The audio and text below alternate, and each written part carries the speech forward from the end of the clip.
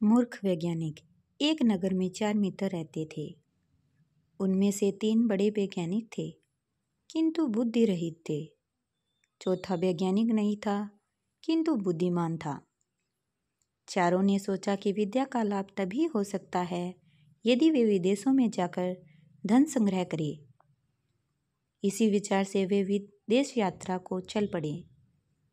कुछ दूर जाकर उनमें से सबसे बड़े ने कहा, हम चारों विद्वानों में एक विद्या शून्य है, वह केवल बुद्धिमान है। धनोपार्जन के लिए और धनिकों की प्रसन्नता प्राप्त करने के लिए विद्या आवश्यक है। विद्या के चमत्कार से ही हम उन्हें प्रभावित कर सकते हैं। अतः हम अपने धन का कोई भी भाग इस विद्याहीन को नहीं देंगे। वह चाहे तो घर वापस चला जाए। दूसरे ने इस बात का समर्थन किया, किंतु तीसरे ने कहा, यह बात उचित नहीं है। बचपन से ही हम एक दूसरे के सुख दुख के सहभागी रहे हैं। हम जो भी धन कमाएंगे उसमें इसका हिस्सा रहेगा। अपनी पराई की गणना छोटे दिल वालों का काम है। उदार चरित व्यक्तियों के लिए सारा संसार ही अपना कुटुंब होता है। हमें उदारता दिखलानी चाहिए। उसकी बात मानकर चारों आगे चल पड़े। थोड़ी दूर जाकर उन्हें जंगल में एक शेर का मृत शरीर मिला। उसके अंग प्रत्यंग बिखरे हुए थे।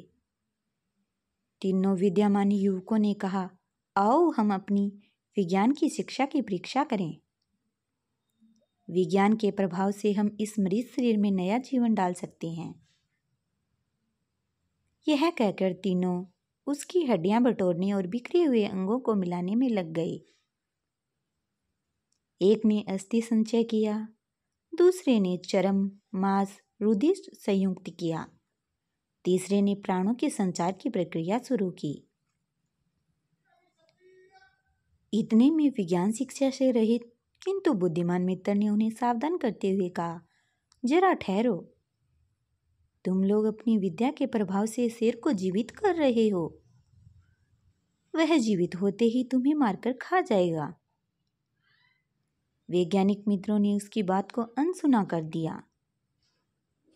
तब वह बुद्धिमान बोला, यदि तुम्हें अपनी विद्या का चमत्कार दिखलाना ही है तो दिखलाओ, लेकिन एक क्षण ठहर जाओ, मैं वृक्ष पर चढ़ जाऊं।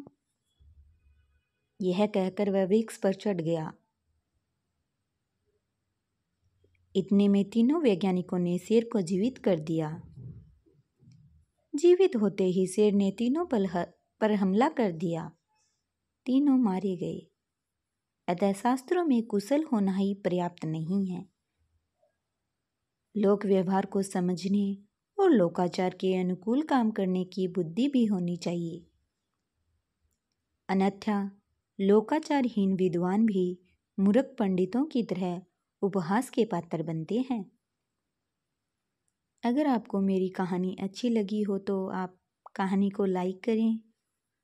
अगर आप हमारे चैनल पर नए हैं तो आप हमारे चैनल को सब्सक्राइब कर लें। कहानी को ज़्यादा से ज़्यादा शेयर करें। वीडियो पर कमेंट करके बताएं कि आपको कहानी कैसी लगी। बेल आइकन को प्रेस कर लें ताकि हर नई वीडियो की अपडेट आपको मिलती रहे। कहानी को अंत तक सुनने के लिए आपका बहुत बहुत धन्यवाद।